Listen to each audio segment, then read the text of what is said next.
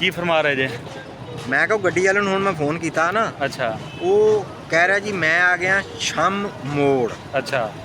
ਇਹ ਕਿਦਾਂ ਦਾ ਲਫ਼ਜ਼ ਸ਼ਮ ਹਾਂ ਫਿਰ ਮੋੜ? ਉਹ ਸਟਾਫ ਦਾ ਨਾਮ ਬਾਬਾ। ਅੱਛਾ ਸਟਾਫ ਦਾ ਨਾ, ਦੱਸ ਨਾ ਯਾਰ। ਮੈਂ ਕਿਹਾ ਉਹਨੇ ਵੀ ਨਹੀਂ ਨਾ, ਉਹਨੇ ਕਿਹਾ ਮੈਂ ਸ਼ਮ ਮੋੜ ਆ ਗਿਆ। ਅੱਛਾ ਬਾਬਾ, ਉਹ ਬਲੱਡ ਰਿਪੋਰਟ ਲੈਣ ਗਿਆ ਸੀ, ਕਿਹੜਾ ਗਰੁੱਪ ਆ ਤੇਰਾ? ਬਲਾਵਲ ਗਰੁੱਪ। ਬਲਾਵਲ ਗਰੁੱਪ। ਉਹ ਬਲੱਡ ਦੀ ਮੈਂ ਰਿਪੋਰਟ ਪੁੱਛਣਾ, ਮੈਂ ਤਾਂ ਕੋਈ ਸਿਆਸੀ ਗਰੁੱਪ ਨਹੀਂ ਪੁੱਛਣ ਦਿਆ।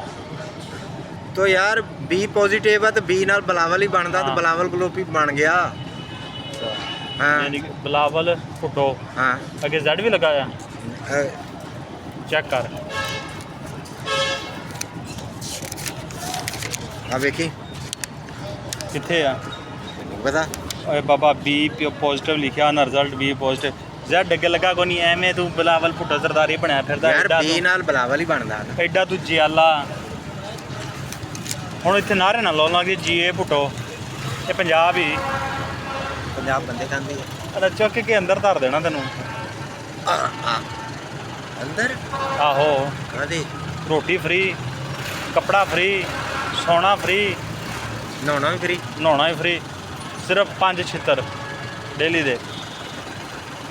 ਭਾਈ ਇੰਨੀ ਆਪਣੇ ਚ ਪਹੁੰਚ ਨਹੀਂ, ਆਪਣੀ ਡਿੱਗੀ ਹੈਗੀ ਹੈ ਛੋਟੀ, ਅੱਛਾ, ਉਹ ਬਰਦਾਸ਼ਤ ਨਹੀਂ ਕਰ ਸਕਦੀ। ਤੇ ਫਿਰ ਤੂੰ ਕਿਉਂ ਕਹਿ ਰਿਹਾ ਬਲਾਵਲ ਭੁੱਟੋ? ਨਹੀਂ ਆ ਵੇਖੋ ਫਿਰ ਕਹਿ ਨੂਨ ਲੀਗ ਜ਼ਿੰਦਾਬਾਦ। ਨਹੀਂ ਮੈਂ ਕੁਛ ਵੀ ਨਹੀਂ ਕਹਿੰਦਾ, ਮੈਂ ਸਿਰਫ ਉਹ ਅੱਛਾ ਹਾਂ ਅਗਲੀ ਗੱਲ ਤੂੰ ਸਮਝ ਗਿਆ। ਆਪਾਂ ਨਾ ਨੂਨ ਲੀਗ ਤੇ ਨਾ ਬਲਾਵਲ ਤੇ ਨਾ ਕੋਈ ਵੀ ਨਹੀਂ। ਬਲੱਡ ਗਰੁੱਪ ਤੇਰੀ ਕੀ ਆਈ ਆ? ਉਹ ਯਾਰ ਬੀ ਉਹਨਾਂ ਨੇ ਲਿਖਿਆ ਤੇ ਉਹ ਮੇਰੇ ਥੱਲੇ ਜ਼ਿਹਨ ਕੀ ਚ- ਲਿਖਤਾ? ਹਾਂ ਉਹ ਮੈਨੂੰ ਮੇਰੇ ਜ਼ਿਹਨ ਚ ਆ ਗਈ ਬਲਾਵਲ। ਬਲਾਵਲ ਭੁੱਟੋ। ਹਾਂ ਕਰਾਉਣ ਤੂੰ ਬਲੱਡ ਦੀ ਰਿਪੋਰਟ ਗਿਆ, ਦੱਸਣ ਤੂੰ ਸਿਆਸੀ ਗਰੁੱਪ ਦੇ ਆ। ਤੂੰ ਬੰਦਾ ਹੈ ਨਾਈ ਹੈ ਜਾਂ ਨਾਈਆਂ ਦਾ ਗਵਾਂਢੀ ਹੈ? ਉਹਨਾਂ ਦਾ ਮੈਂ ਗੁਆਂਢੀ। ਗਵਾਂਢੀ ਹੈ। ਹਾਂਜੀ ਹਾਂ ਇਹ ਗੱਲ ਤੇਰੀ ਠੀਕ ਆ। ਫਿਰ ਗੱਲ ਬਣਦੀ ਹੈ ਜੀ। ਉਹਨਾਂ ਦਾ ਭਾਈ ਫਿਰ ਇਹ ਬਲਾਵਲ ਭੁੱਟੋ ਗਰੁੱਪ ਹੀ ਹੈ ਇਹਦਾ। ਉਹਨਾਂ ਦਾ ਗੁਆਂਢੀ ਹੈ। ਅੱਛਾ। ਹਾਂਜੀ ਭਾਈਜਾਨ, ਲੇਕਿਨ ਇੱਕ ਚੀਜ਼ ਹੈ, ਬੀਬੀ ਦੁਨੀਆ ਤੋਂ ਚਲੀ ਗਈ ਹੈ ਨਾ, ਹਾਂ ਬੀਬੀ ਨੂੰ ਅਜੇ ਵੀ ਬੀਬੀਆਂ ਤਾਂ ਲੋਕ ਯਾਦ ਕਰਦੇ ਨੇ। ਉਹ ਕਿਹੜੀ ਗੱਲ? ਮਹੀਨੇ 13,000 ਮਿਲਦਾ ਜਿਹੜਾ। ਹਾਂਜੀ ਮਹੀਨੇ ਬਾਅਦ ਜਾਂਦੇ ਜਾ ਕੇ, 2 ਮਹੀਨੇ ਬਾਅਦ, 3 ਮਹੀਨੇ ਬਾਅਦ, ਕਿਸੇ ਦਾ 23,000, ਕਿਸੇ ਦਾ 43,000। ਇੰਨਾ ਅੱਛਾ। ਥੋੜਾ ਆ। ਇੱਕ ਬੜਾ। ਗਰੀਬ ਆਦਮੀ ਦਾ ਇੰਨਾ ਸਹਾਰਾ ਹੀ ਹੋ ਜਾਵੇ, ਹਾਂ ਉਹਨੂੰ ਹੋਰ ਕੀ ਚਾਹੀਦਾ? ਬੜਾ ਕੁਛ। ਇੱਥੇ ਅੱਡੇ 'ਚ ਕੀ ਲੈਣਾ ਹੈ ਪੁੱਤ?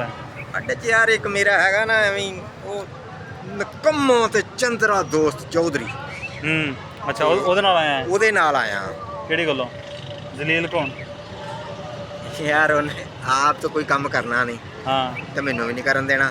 ਮੈਨੂੰ ਅੱਛਾ। ਕਹਿੰਦਾ ਆ ਚਲੀਏ। ਠੀਕ ਹੋ ਗਿਆ। ਅਸਲ ਮੈਂ ਆਉਣਾ ਕੋਈ ਨਹੀਂ ਸੀ। ਹਾਂ। ਮੈਂ ਤੈਨੂੰ ਸਿੱਧੀ ਗੱਲ ਦੱਸਾਂ। ਅੱਛਾ ਜਲਦੀ ਗੱਲ ਨਿਬੇੜ ਜਾਣਾ ਹੁੰਦੀਆਂ ਨੇ।